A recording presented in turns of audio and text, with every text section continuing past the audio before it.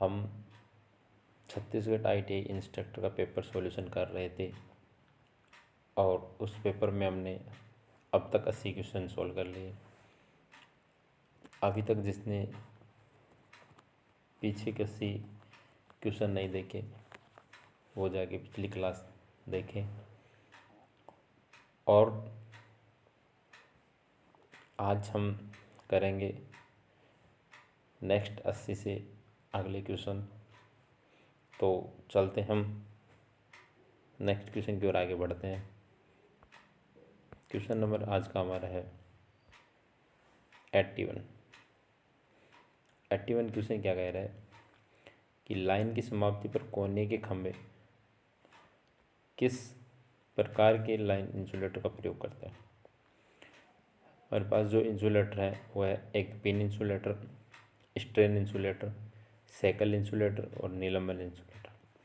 निलंबन इंसुलेटर को इंग्लिश में बोलते हैं सस्पेंशन इंसुलेटर, जिसका उपयोग हम किस के लिए करते हैं 33 kV से अबव के लिए।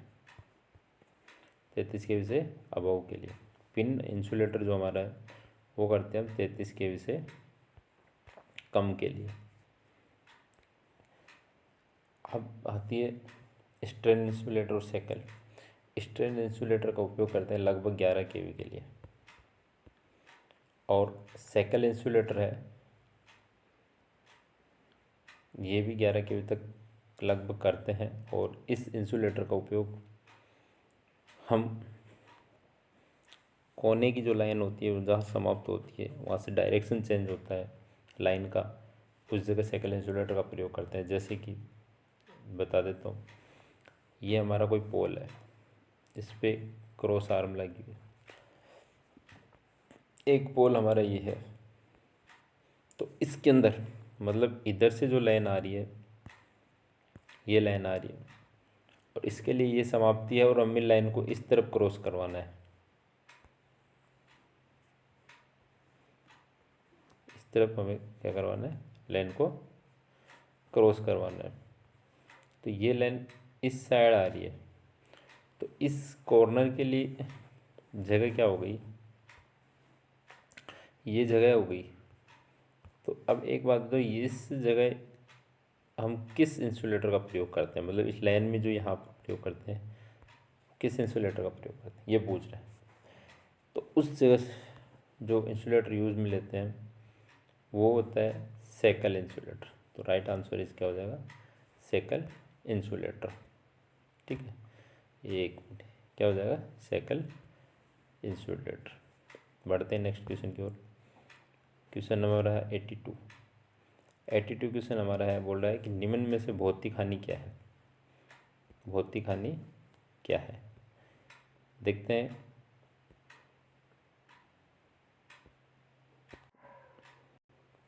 पहला है धूम्रपान, दूसरा कंपन, तीसरा शरण, चौथा है रेडियो। अब देखो इसमें क्या है कि जो धूम्रपान है ये है मनोवैज्ञानिक खतरा। ये कौन सा है, मनोवैज्ञानिक खतरा। कंपन जो है हमारा भौतिक खतरा होता है और जो शरण होता है, कोरोसिव होता है, वो होता है इलेक्ट्रिक हजार्ड। और रेडियो सक्रियता होती है, ये होता है केमिकल खतरा।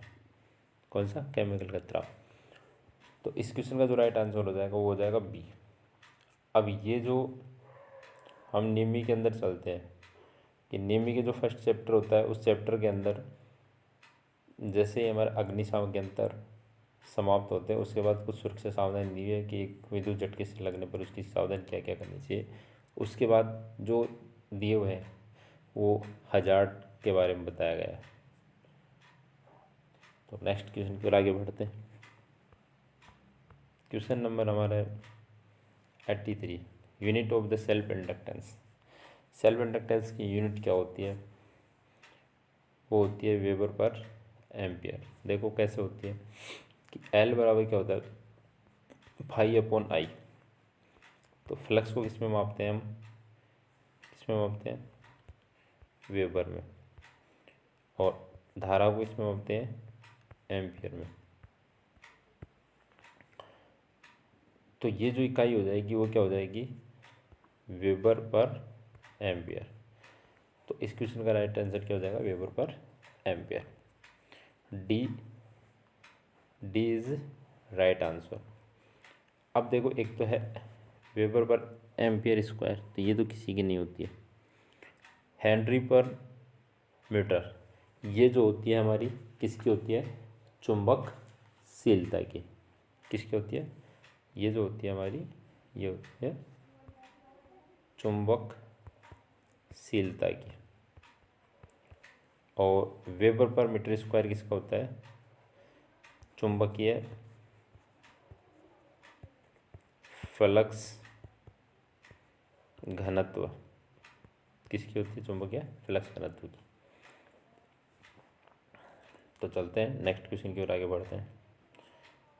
नेक्स्ट क्वेश्चन हमारा कि बल्ब को कनेक्ट करने के लिए बेहतर कौन सा है।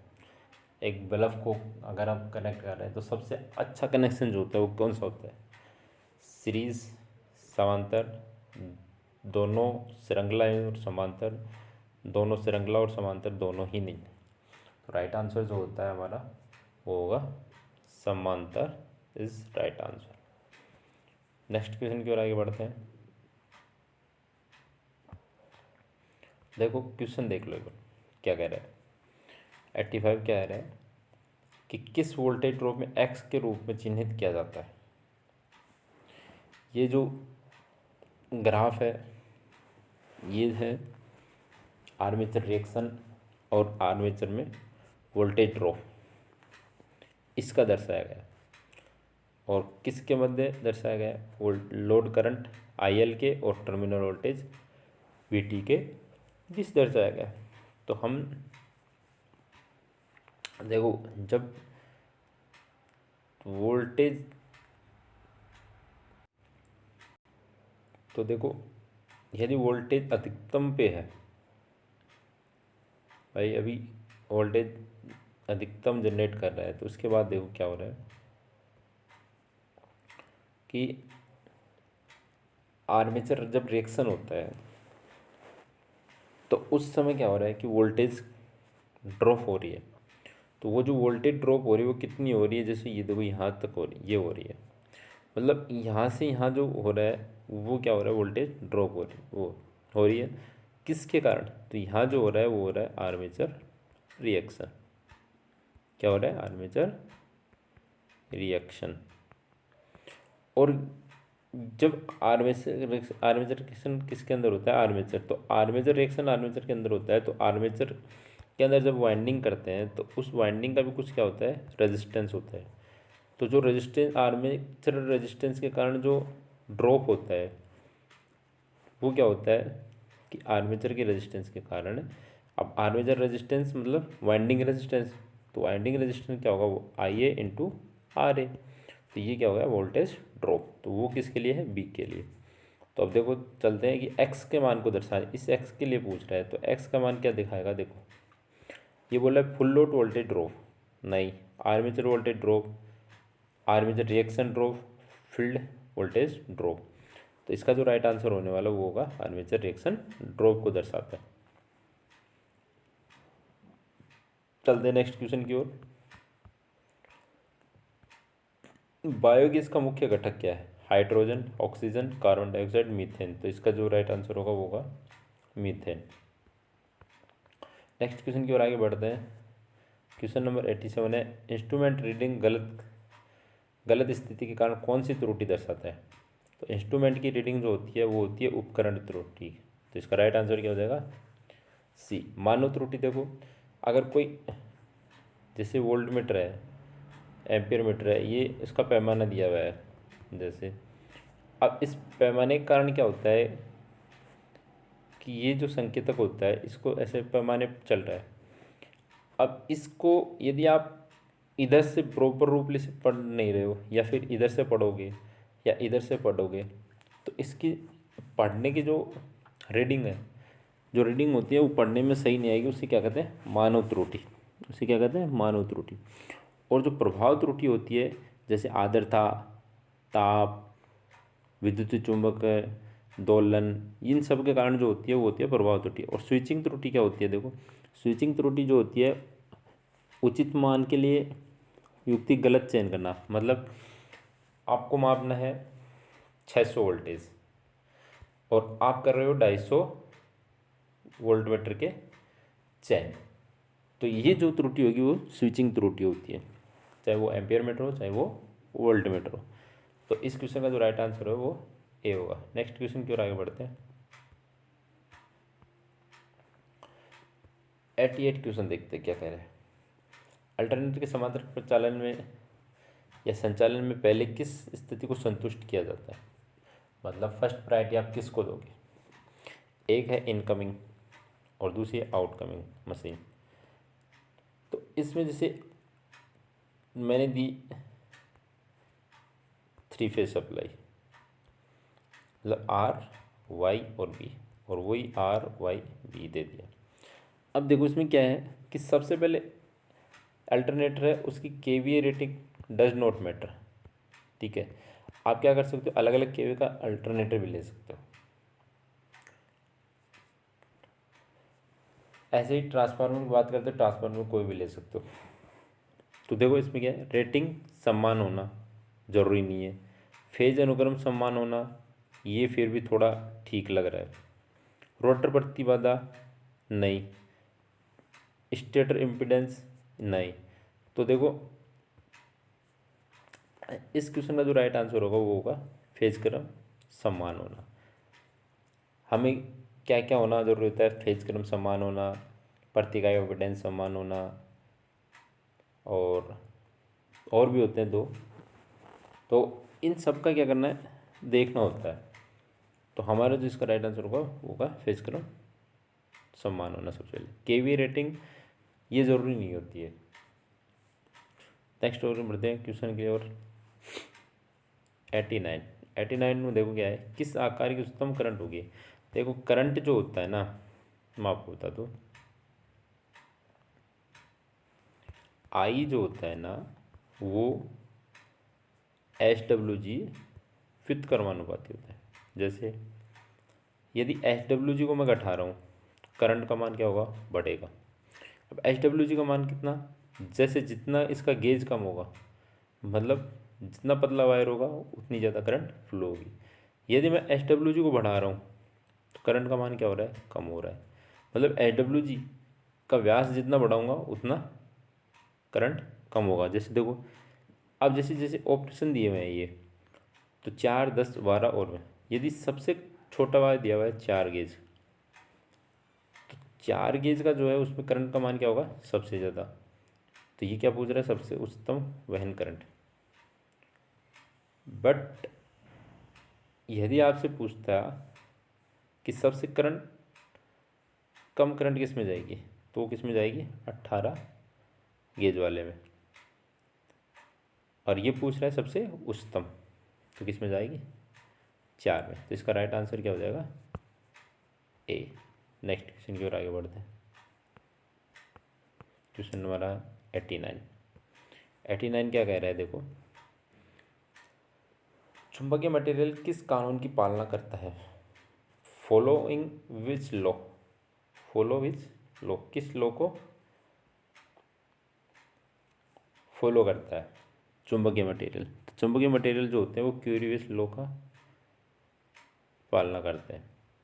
लेंज का नियम है जिसके कारण पैदा उसी का विरोध करता हो। एम्पियर नो ओवरहेड लाइनों में करंट का मापन करना। फैराडे का लॉ जो ट्रांसफार्मर, अल्टरनेटर, जनरेटर सब में लगता है। बढ़ते हैं नेक्स्ट क्वेश्चन की ओर। नेक्स्ट क्वेश्चन क्या कह रहे हैं, 91, गुथे हुए कंडक्टर का ठोस कंडक्टर की तुलना में क्या फ़ायदा है, अधिक लचीलापन। राइट आंसर क्या हो जाएगा, बी इज राइट आंसर। जैसे कि ओवरहेड लाइन में एल्यूमिनियम के जाते हैं वायर, तो एल्यूमिनियम के वायर जो जाते हैं वो क्या होते हैं, लचीला होते हैं। अगर उनकी जगह एक ठोस कंडक्टर ले जाए तो वो थोड़ा कठोर होगा। तो उसकी यही पूछ रहा है कि गुथे हुए कंडक्टर ठोस कंडक्टर की तुलना में मतलब लचीले होते हैं। नेक्स्ट क्वेश्चन की ओर आगे बढ़ते हैं। क्या कह रहे हैं कि एक डीसी जनरेटर इंटरपोल कैसे जुड़े होते हैं। इंटरपोल जो है वो क्या होते हैं, आर्मेचर के सीरीज में जुड़े होते हैं। कैसे जुड़े होते हैं? आर्मेचर के सीरीज के क्रम में जुड़े होते हैं। तो ये जो दिया हुआ है आर्मेचर के साथ श्रृंखला में, तो इसका राइट आंसर क्या हो जाएगा? A is right answer. Next question की ओर आगे बढ़ते हैं। 93, निरंतर आउटपुट वोल्टेज का उत्पादन करने के लिए एक स्वचालित वोल्टेज स्टेबलाइजर का इलेक्ट्रॉनिक सर्किट का उपयोग किया जाता है। तो जो इलेक्ट्रॉनिक सर्किट का उपयोग किया जाता है वो कौन सा होता है?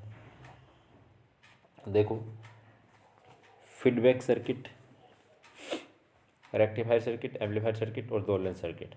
तो इसका जो राइट आंसर होगा वो होगा feedback circuit. Right answer is a is right answer. Next question की ओर आगे बढ़ते हैं। क्वेश्चन नंबर हमारा 94 क्वेश्चन क्या करें? हेक्साडेसिमल संख्या को 1E2 को दशमलव डेसिबल में बदलना है। तो देखो 1 से 9 ऐसे रहेंगे जो बाइनरी में होते हैं। इसके बाद चलते हैं 10, 11, 12, 13, 14 और 15। तो हम 10 को लिखते हैं ए, 11 को लिखते हैं हम बी, 12 को लिखते हैं हम सी, 13 को लिखते हैं हम डी, 14 को लिखते हैं हम ई और 15 को लिखते हैं हम एफ। बराबर। देखो नेक्स्ट आगे बढ़ते हैं। ये क्या बोल रहा है? इसका जो मान दिया हुआ है वो 1, ई को हम क्या बता रहे हैं? 14 और इधर 2। तो एक चीज़ याद रखना, इनको 0, 1 और 2 इनसे क्या करना है? गुणा कर देना है। तो मैं यहाँ करूँ तो 2 को देखो 2 × 16 की घात 0 प्लस दूसरा क्या है? 14 × 16 की घात 1 बराबर। तीसरा क्या है? यहाँ फिर आ जाएगा प्लस। अब यहाँ प्लस आने के बाद 2, तो 16 × 2, यहाँ 16 की घात कितनी हो जाएगी? 2। अब देखो जब किसी संख्या पे घात 0 होती है तो उसका मान क्या होता है? 1, और 1 को 2 से गुणा करेंगे तो कितना हो जाएगा? 2 प्लस 16 को 14 से गुणा करते हैं तो हमारे आते हैं 224। और इसको जैसे 16 16 यहाँ 2 लिख दिया क्या? यहाँ आएगा 1, कितना आएगा? 1, 2 नहीं है वो, 2 तो इसकी घात हो जाएगी। यहाँ कितना आएगा? 1। तो ये यहाँ पे 1 आएगा। तो 16 को 16 से गुना करते हैं तो कितना आते हैं? 256। अब देखो, अब इनको सबको क्या करना है? जोड़ना है। देखो आगे चलते हैं। कितना मेरा 256 आया था, 1 आया था 244 और 1 था 2। जोड़ दो इनको। 6 4 10 2, 12 को 2, 1 5 2, 7 1 8, 2 2 4। ये डेसिमल को 10 से 482 किस में है? देखो बी इज़ राइट आंसर। इसका बी इज़ राइट आंसर हो जाएगा। नेक्स्ट क्वेश्चन की ओर आगे बढ़ते हैं। 95, यूपीएस का कौन सा हिस्सा इनपुट वोल्टेज विफलता के मामले में निरंतर आउटपुट वोल्टेज आपूर्ति करता है? जब हम यूपीएस लगा के रखते हैं तो जब सप्लाई आती है तो ये चार्ज होता है, बैटरी में जाती है और बैटरी के बाद यूपीएस होता है। अब देखो जैसे ही यहाँ से सप्लाई कट ऑफ हो जाती है तो यूपीएस क्या होता है? हमें आउटपुट देने लग जाता है। तो यहाँ जो आउटपुट देता है वो किसके माध्यम से देता है? बैटरी के माध्यम से। किसके माध्यम से देता है? बैटरी के माध्यम से। तो इसका राइट आंसर क्या होता है? सी। नेक्स्ट क्वेश्चन की ओर आगे बढ़ते हैं। क्वेश्चन नंबर आ रहा है 96 क्या है? एकल फेज वायरिंग परिपथ के वोल्टेज ड्रॉप को सूत्र क्या होगा? तो वोल्टेज की बात करें तो आई वी बराबर आई इंटू आर। देख लो सीधा सीधा। तो वी बराबर क्या है? आई इंटू आर, ये आई स्क्वायर आर, ये होता है P बराबर I² R, और ये गलत है। ये क्या है, वोल्टेज ड्रॉप, नहीं ये भी नहीं होता, ये भी गलत है। तो हमारा जो राइट आंसर होता है वो ये is right answer. Next question की ओर आगे बढ़ते हैं। 97 क्वेश्चन क्या कह रहा है, उद्योगों में किस प्रकार की मशीन का मल्टी मोटर इलेक्ट्रिक ड्राइव के रूप में प्रदान करते हैं। तो rolling wheel machine, air compressor, sharing machine, भारी कार्य के लिए इलेक्ट्रिक मशीन। तो इसका जो राइट आंसर हो जाएगा वो हो जाता है ए इज़ राइट आंसर। क्या हो जाएगा, A is right answer. Next question की ओर आगे बढ़ते हैं। क्वेश्चन है हमारा 98 क्वेश्चन क्या कह रहा है, देखो, उस नियम का नाम लिखिए जो विद्युत आवेश के बीच में बल को उत्पन्न करता है। ये हो जाएगा F बराबर K Q1.Q2/R, मतलब इंटू मान बीच में डॉट का मतलब। तो देखो क्या कह रहा है कि उस विद्युत आवेश की बात करें तो आवेश को किससे दर्शाते हैं हम, क्यों से। तो इसका जो राइट आंसर होगा कूलाम का नियम। और यदि आपसे ये पूछे कि कूलाम के नियम के समान कौन सा नियम होता है, तो क्या करना है आपको, गुरुत्वाकर्षण का। देखो गुरुत्वाकर्षण का जो नियम होता है वो भी सेम होता है, G1/G2/R²। तो दोनों में क्या होता है, लगभग ये सारा समान होता है। तो यदि आपसे पूछे कि कौन सा नियम समान होता है, तो क्या करना है, गुरुत्वाकर्षण बल का नियम। नेक्स्ट क्वेश्चन की ओर आगे बढ़ते हैं। देखो क्वेश्चन है हमारा 99 क्वेश्चन क्या कह रहा है, पिंचर का उपयोग क्या है। फ्लेक्सिबल तार को ट्विस्ट करना, नहीं। छोटे व्यास के तारों को काटना, तो इसका उपयोग जैसे combination plier, small combination plier का कर सकते हैं। लकड़ी में पिन या कील निकालने के लिए, यस, इसका राइट आंसर सी हो जाएगा। छोटी वस्तु को पकड़ना, जहाँ अंगुली, इसका उपयोग वहाँ करते हैं, वहाँ क्या करते हैं, जैसे कॉर्नर वाली जगह होती है उसके लिए अंगुली ना नहीं पहुँचती है, उससे वहाँ करते हैं। जैसे long nose plier, round knows plier, flat long nose plier, तो इस प्रकार के लॉन्ग नोज प्लायर का उपयोग करते हैं। नेक्स्ट क्वेश्चन की ओर आगे बढ़ते हैं। क्वेश्चन नंबर हमारा 100, ओम का नियम लागू होता है सिर्फ कंडक्टर, सिर्फ सुपर कंडक्टर, सिर्फ कंडक्टर और सेमीकंडक्टर, सिर्फ सेमीकंडक्टर। तो इस क्वेश्चन का जो राइट आंसर होगा वो होगा ए इज़ राइट आंसर, सिर्फ सेमीकंडक्टर। और जैसे ओम का नियम किस परिपथ में लागू होता है, दे दे आपको AC, DC, AC and DC दोनों पे, कोई नहीं, तो आपको क्या करना है, AC DC दोनों पे करना है। तो आई होप आपको क्लास अच्छी लगी होगी, और पढ़ाने का तरीका कैसा लगा ज़रूर कमेंट बॉक्स में कमेंट करके बताएं। और चैनल से पहली बार जुड़े हों, यूट्यूब को सब्सक्राइब करें और बेल आइकन को प्रेस करें, ताकि आपको नई नई नोटिफिकेशन मिल सके और पेपर के बारे में पता चले, नई वैकेंसी के बारे में पता चले। तो ये थे हमारे छत्तीसगढ़ ITI इलेक्ट्रीशियन के 100 क्वेश्चन जो आज कंप्लीट हो गए। नेक्स्ट पेपर जो होगा वो होगा इलेक्ट्रीशियन वायरमैन का पेपर, उसका सॉल्यूशन स्टार्ट होगा। तो मिलते हैं नेक्स्ट पेपर के साथ, तब तक के लिए धन्यवाद।